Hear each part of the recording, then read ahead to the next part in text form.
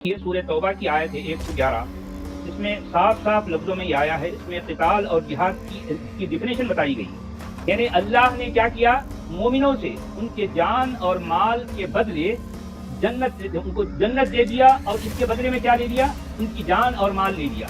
तो ये आयत से क्या समझ में आया? अल्लाह ताला बोल रहे कि आपको अल्लाह के राह में लड़ते भी और मारते भी और मारे भी जाते हैं। सूरह तौबा जो है वो एक जंग की आयत है। सूरह तौबा का शुरू में ही पढ़िएगा सूरह तौबा को, कुरान का, तो उसमें क्या लिखा हुआ है कि एक मुआहिदा था मुस्लिम मक्का में जो गैर मुसलमान थे और मदीना में जो मुसलमान थे उनके दरमियान, और गैर मुसलमानों ने इसको तोड़ दिया तो जंग का ऐलान हो गया और फिर सूरह तौबा नाजिल हुआ। तो ये जंगी एक सूरत है जिसमें जंग की आयतें हैं, तो लड़ने के बारे में है। अब ये चीज समझना चाहिए सामने वालों को जो इसको पढ़ रहा है कि ये क्योंकि जंग की आयत है तो इसमें लड़ने के बारे में है। कोई भी आर्मी जनरल अपने आर्मी को यही बोलेगा कि आप लड़ो, ठीक है ना, ताकि आपको बदला मिले। अगर कोई नेटो फोर्स लड़ रहा है तो उसको यूनाइटेड नेशन का जो हेड है वो बोलेगा कि आप लड़ रहे, आपको शांति मिलेगा, आपके लड़ने की वजह से दुनिया में शांति फैलेगा, तो आपका नाम अमर होगा, बोलेगा ना। उसी तरह अल्लाह ताला बोल रहे हैं कि तुम जन्नत के लिए अल्लाह ने तुमको खरीद लिया है। लेकिन कुछ लोग नहीं नहीं नहीं नहीं, ये खूनी आयत है, इसमें तो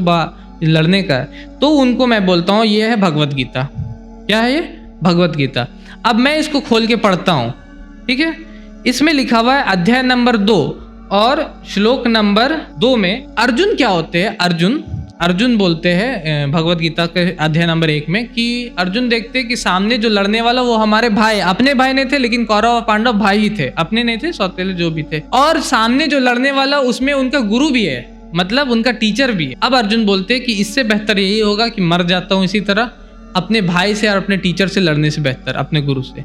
अब कृष्ण कहते हैं उनको, कृष्ण कहते हैं अर्जुन, कृष्ण बोल रहे हैं भगवत गीता अध्याय नंबर 2 श्लोक नंबर 2, तुम्हारे मन में ये कलमश आया कैसे, ये बुरी बात कहाँ से आया नहीं लड़ने का?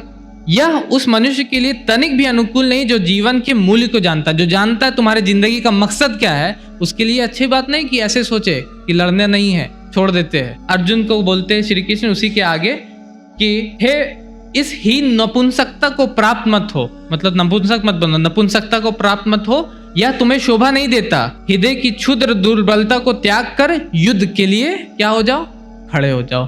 और फिर कृष्ण आगे फिर बोलते हैं कि हे पार्थ, हे अर्जुन, वे क्षत्रिय सुखी है जिन्हें ऐसा युद्ध के अवसर प्राप्त होते हैं। वो लोग बहुत खुशनसीब है, वो क्षत्रिय बहुत खुशनसीब है जिसको ऐसा मौका मिलता है कि वो लड़े, तो प्राप्त होते हैं, जिससे उनके लिए स्वर्ग लोक के द्वार खुल जाते हैं, जिससे वो कहाँ जाते हैं, स्वर्ग में जाते हैं। सेम आयत, कोई डिफरेंस लग रहा है उससे और इसमें? और वो कृष्ण बोलते हैं कि यदि तुम जंग में जीते मारे जाओगे तो जन्नत में जाओगे, स्वर्ग में जाओगे। अगर जीत जाओगे तो क्या मिलेगा तुमको, यहाँ की जिंदगी की दुनिया मिलेगी, माले गनीमत और सारा राज मिलेगा। तो क्या ये युद्ध की आयतें नहीं है? ये आयतें क्या चीज़ की है? ये भी लड़ने के बारे में। अगर आपको इन आयतों से प्रॉब्लम है, इसमें जो लड़ने के बारे में आयतें उससे प्रॉब्लम है, तो इससे भी होना चाहिए, समझ रहे? सेम आयत जो सूरह तौबा अभी पढ़ा गया आयत नंबर 111, उसमें लिखा हुआ है कि आप लड़ो और अल्लाह ने तुम्हारी जानों को खरीद लिया। वही चीज यहाँ कृष्ण बोलते हैं कि हे अर्जुन लड़ो। कृष्ण भी लड़ना नहीं चाह रहे थे, लेकिन ये अर्जुन का लड़ना नहीं चाह रहे, लेकिन कृष्ण आके बोलते हैं कि तुम लड़ो। तुम इस तरह की बुरी बात सोच भी कैसे सकते हो कि तुमको लड़ना नहीं? वो क्षत्रिय खुशनसीब है जिसको लड़ने का मौका मिल रहा है। अब मैं इस आयत को उठा करके एक किताब लिखूं और बोलूं कि कृष्ण इस तरह की बातें बोलते हैं, तो कृष्ण लड़ाई करवाते हैं और इस तरह ये दंगा होता है भारत में, क्या ये सही होगा? नहीं सही होगा, जिस तरह के ये गलत है।